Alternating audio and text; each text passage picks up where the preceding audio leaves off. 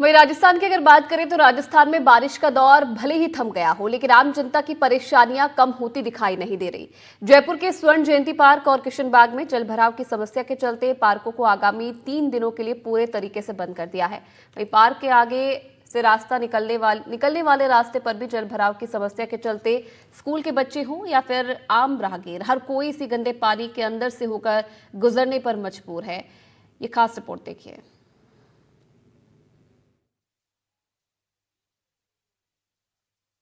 किशनबाग जाने के लिए एकमात्र यही रास्ता है जो पूरी तरीके से जलमग्न हो रखा है। और आप देखिए कि राजधानी जयपुर के अंदर इस तरीके की स्थितियां बनी हुई है, तो आप सोचिए प्रदेश के अन्य जिलों की क्या परिस्थितियां होंगी। और इसके साथ ही चाहे स्कूल के बच्चे हो या फिर आम राहगीर हो, हर कोई जो है इसी गंदे पानी से मजबूरन होकर उन्हें निकलना पड़ता है। और ये आप देखेंगे ये पानी इतनी सी जगह पे नहीं है, आप पूरी जगह पे आप देखेंगे तो ये पूरा ये जो आप देख रहे हैं हरियाली से यहाँ पे पूरी तरीके से जो है जलमग्न हो रखा है, पानी भरा हुआ है। यहाँ पे कुछ स्कूल के बच्चे हैं, उनसे बातचीत करने की कोशिश करूंगा।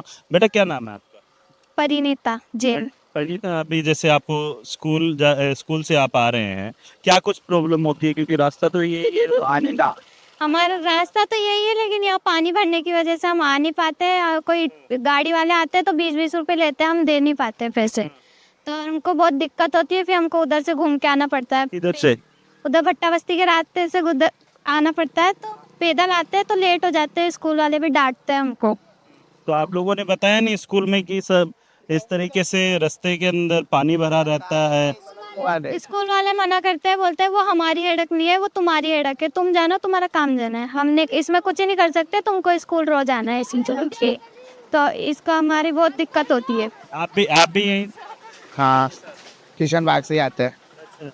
क्या कुछ प्रॉब्लम होती है? यहाँ पे पानी भर जाता है, बरसातों में दिक्कत हो जाती है, स्कूल की छुट्टियाँ हो जाते हैं और आना जाना बहुत दिक्कत। पैसे लेते हैं 20-20 रुपये, तो हमारे पास एक दिन में कहाँ से लाएंगे? और काम धंधा तो चलता ही नहीं है, तो घर पे रहना पड़ता है बरसात के चक्कर में। बरसात के चक्कर में घर से रहे। हाँ, पढ़ाई भी खराब। पढ़ाई भी खराब होती है, सब चीज़ खराब होता है, आना जाना सब। आप भी यहीं आसपास हैं? क्या नाम है?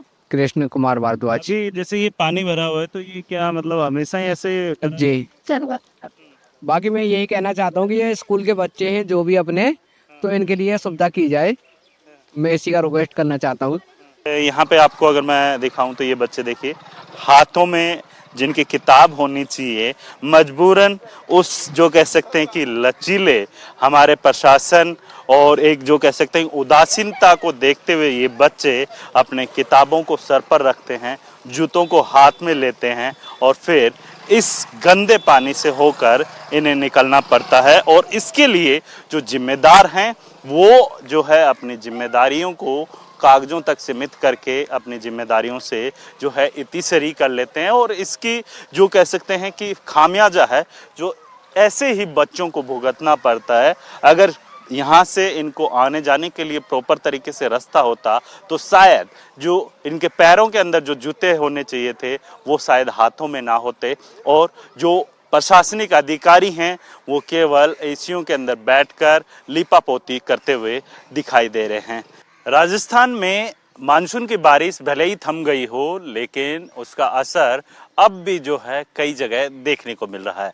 हम इस वक्त जयपुर के ही एक जेडीए के पार्क के अंदर मौजूद है, जहां पर आप देखेंगे कि बारिश के बाद से जो हालात है वो बद से बदतर होते हुए दिखाई दे रहे हैं। आप देखेंगे कि ये पूरा जो पार्क है इसे स्वर्ण जयंती पार्क के नाम से जाना जाता है, और इसके पास में जो है किशन बाग है, जो कि पूर्ववर्ती अशोक गहलोत सरकार के समय में जो है यहाँ पर बनाए गए थे आम लोगों के लिए। और इसके साथ ही आप देखेंगे इन पार्कों की हालात आप देखिए कि जो बारिश के समय जो लगातार जो पानी आ रहा था वो सारा पानी यहाँ पर इकट्ठा हो जाता है, और ये ठहरा हुआ पानी जो कि काफ़ी ज़्यादा घातक होता है मौसमी बीमारियों के लिए या फिर मलेरिया, डेंगू जैसे कई ऐसे डिजीज़ होते हैं उनके लिए।